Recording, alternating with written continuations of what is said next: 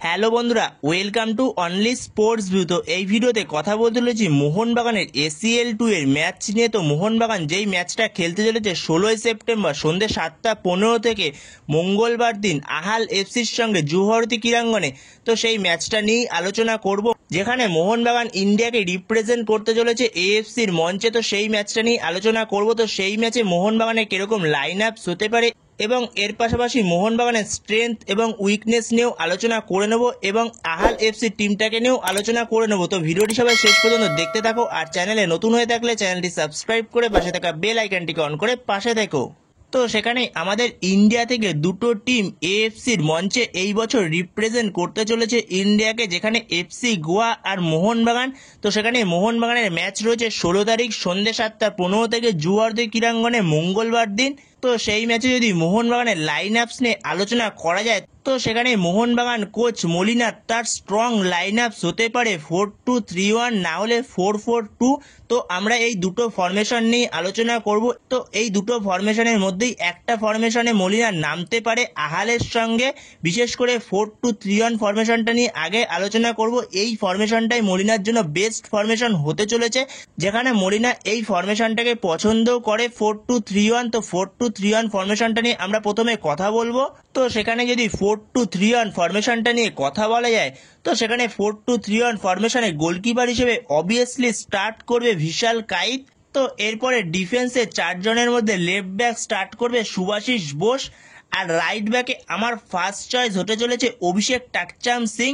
কিন্তু আশিস রায়কে সুযোগ দিচ্ছে মোহনবাগান কোচ মলিনা, যেখানে ACL2 এর আগে মোহনবাগান যে প্র্যাকটিস ম্যাচটা খেললো FC গোয়ার সঙ্গে, তো সেই ম্যাচে ফার্স্ট 11-এ আশিস রায়কেই চান্স দিয়েছিল মলিনা। তো সেখানে আশিস রায়কে খেলাচ্ছে মলিনা, কিন্তু ফার্স্ট চয়েস অবভিয়াসলি হওয়ার কথা অভিষেক টাকচাম সিং, কারণ অভিষেক টাকচাম সিং সে লেফট ব্যাকের পাশাপাশি রাইট ব্যাকেও খেলতে পারে। এছাড়াও শুভাশিস বোস আগের মরশুমে মোহনবাগানের ক্যাপ্টেন আমব্র্যান্ডটা পরে অনবদ্য পারফরমেন্স করেছিল। তো সেখানে শুভাশিস বোসকে এটা ড্রপ করার কোনো প্রশ্নই আসে না। তো সেখানে শুভাশিস বোস তো ফার্স্ট 11-এ থাকবেই। সেখানে শুভাশিস বোসকে লেফট ব্যাক ইউজ করে, তো সেখানে আশিস রায়ের জায়গায় রাইট ব্যাকে সেক্ষেত্রে অভিষেক টাকচাম সিংকে ইউজ করা দরকার। আর দুজন মেন সেন্টার ব্যাক হতে চলেছে, সেক্ষেত্রে একজন হবে আলবার্তো রড্রিগেজ অবভিয়াসলি, আর সেক্ষেত্রে যদি আরও একজন বিদেশি সেন্টার ব্যাক খেলাতে চায় মলিনা আলবার্তো রড্রিগেজের পাশে, তো সেক্ষেত্রে টম অ্যাললেটকে অবভিয়াসলি খেলাবে। আর যদি একজন ভারতীয় সেন্টার ব্যাক নিয়ে ইউজ করে, তো সেখানে অবভিয়াসলি মেহতাব সিং স্টার্ট করবে। তো সেখানে আমার পার্সোনালি যেটা মনে হয়, টম অ্যাললেট কিংবা আলবার্তো রড্রিগেজ দুজনের মধ্যে একজন ফরেন ডিফেন্ডার নিয়েই যাবে মলিনা ACL2তেও, আর একজন ইন্ডিয়ান সেন্টার ব্যাকই ইউজ করবে। তো সেক্ষেত্রে আলবার্তো রড্রিগেজের পাশে মেহতাব সিংকে ইউজ করতে পারে। তো এই হলো মোহনবাগানের ডিফেন্স লাইন 4-2-3-1 ফরমেশনে। এরপরে যদি মোহনবাগানের মাঝমাঠ নিয়ে কথা বলা যায়, তো সেখানে মাঝমাঠে তো মোহনবাগানের একটু সমস্যা রয়েছেই এই মরশুমে, যেখানে মোহনবাগান মাঝমাঠে কোনো রকম বিদেশি সাইনিং করায়নি। তো সেখানে যদি মোহনবাগান ACL2 এর জন্য একটা বিদেশি CDM যদি সাইন করাতে পারতো, শুধুমাত্র ACL2 না, তো পরবর্তী সময় যখন ISL হবে, তো ISL এও কাজে লাগতো একটা CDM। তো সেখানে কোনো রকম CDM নেই, বিদেশি CDM। তো সেখানে ইন্ডিয়ান CDM নিয়েই মোহনবাগানকে কাজ চালাতে হবে। তো সেখানে অবভিয়াসলি ফার্স্ট CDM হতে চলেছে সেক্ষেত্রে আপুয়া, আর আপুয়ার পাশে সেক্ষেত্রে অনিরুদ্ধ থাপাকে দিয়ে স্টার্ট করাতে পারে মলিনা। আর যদি মলিনা কোনো ব্লকার খেলাতে যায়, তো সেক্ষেত্রে দীপক তাংরিকে স্টার্ট করাবে, যেখানে এই তুর্কিমিনিস্তানের ক্লাব আহাল এফসি টিমটার মার্কেট ভ্যালু কম দেখতে হলেও টিমটা যথেষ্ট স্ট্রং একটা টিম। তুর্কিমিনিস্তানের ক্লাব তো যথেষ্ট স্ট্রং হয় এই টিমগুলো, তো অবভিয়াসলি এই টিমটাও স্ট্রং একটা টিম। তো সেখানে মোহনবাগান যতটা সম্ভব মিডফিল্ডকে যদি কম্প্যাক্ট করতে পারে, তো সেক্ষেত্রে মোহনবাগানেরই লাভ। ম্যাচটা বের করতে হবে, মোহনবাগানকে 3 পয়েন্ট তুলতেই হবে ঘরের মাঠ থেকে। তো সেইভাবে মিডফিল্ডটাকে সাজাতে হবে মলিনার। তো সেখানে যদি মিডফিল্ডে একটা ব্লকার খেলাতে যায়, তো সেক্ষেত্রে আপুয়ার পাশে দীপক তাংরিকে ইউজ করতে পারে। তো এরপরে যদি উইং নিয়ে কথা বলা যায়, তো সেক্ষেত্রে লেফট উইং থেকে অবভিয়াসলি স্টার্ট করতে পারে রবসান রবিনো। তো সেক্ষেত্রে রবসান রবিনোর জায়গায় লিস্টন কোলাসোকে দিয়ে স্টার্ট করাতে পারে। তো লিস্টন কোলাসোর একটা গতি রয়েছে, তো সেই গতিটাকে কাজে লাগাতে পারে মলিনা। তো সেক্ষেত্রে রবসান রবিনোকে সেখানে তখন রাইট উইংয়ে নিয়ে চলে যেতে পারে। Robson রবিনো left wing right wing দুটো পজিশনেই খেলতে পারে, যেহেতু সেক্ষেত্রে রবসান রবিনোকে সেক্ষেত্রে রাইট উইং থেকে স্টার্ট করাতে পারে। আবার এমনও করতে পারে লেফট উইংয়ে রবসানকে স্টার্ট করিয়ে রাইট উইংয়ে লিস্টানকেও নিয়ে যেতে পারে। তো এছাড়া মোহনবাগান রবসানকে নম্বর 10 রোলেও ইউজ করতে পারে, যেই রোলটাতে শোনা যাচ্ছে রবসানকে ইউজ করতে পারে মলিনা। তো রবসান রবিনোকে মোহনবাগান কোচ মলিনা সে অনেকগুলো পজিশনে ইউজ করতে পারবে। তো সেখানে দেখা যাক রবসান রবিনোকে প্রপারলি কোন পজিশনে ইউজ করতে চায় মলিনা। তো সেখানে মলিনার হাতে অনেকগুলো অপশান খুলে যাচ্ছে। এই 4-2-3-1 ফরমেশনে অনেকগুলো পজিশনেই রবসানকে খেলাতে পারবে মলিনা চাইলে। এছাড়া যদি ফার্স্ট 11-এ যদি মলিনা চায় যে রবসান পুরোপুরি ফিট না, কারণ রবসান যেহেতু লেটে জয়েন করেছে, তো সেই কারণে সেক্ষেত্রে রবসানের জায়গায় সেক্ষেত্রে লেফট উইং থেকে তখন লিস্টান কোলাসোকে স্টার্ট করাতে পারে, রাইট উইং থেকে মানবীর সিংকে স্টার্ট করাতে পারে। আর অ্যাজ এ নম্বর 10 অথবা অ্যাটাকিং মিডফিল্ড হলে সেক্ষেত্রে দিমিত্রি পেট্রারোসকে স্টার্ট করাতে পারে, অথবা জেসন কামিন্সকেও চাইলে স্টার্ট করাতে পারে। আর ওপরে একজন স্ট্রাইকার হতে পারে সেক্ষেত্রে জেমি ম্যাকলারেন। তো এটা একটু অন্যরকমও হতে পারে, যদি দিমিত্রি পেট্রারোসকে যদি নম্বর 10 রোলে ইউজ করে, তো সেক্ষেত্রে ওপরে জেমি ম্যাকলারেনের জায়গায় সেক্ষেত্রে ফার্স্ট 11-এ জেসন কামিন্সকেও স্টার্ট করাতে পারে। তো সেখানে মলিনার কাছে অনেকগুলো অপশান থাকছে, সে যদি 4-2-3-1 ফরমেশনটায় যায়, তো সেক্ষেত্রে অনেক পজিশনে অনেকগুলো প্লেয়ার রয়েছে মলিনার কাছে, সবকটা পজিশনে তাদেরকে ইউজ করতে পারবে, এরকম কিছু প্লেয়ার মোহনবাগানের কাছে রয়েছে এই স্কোয়াডটার মধ্যে। এর পাশাপাশি যদি মলিনা আরও একটা ফরমেশনে যেতে পারে, তো সেটা হলো 4-4-2। তো সেই ফরমেশনে যাওয়ার চান্সটা খুবই কম। তো সেখানে সেই ফরমেশনটা নিয়েও আমরা আলোচনা করে নেবো একটু।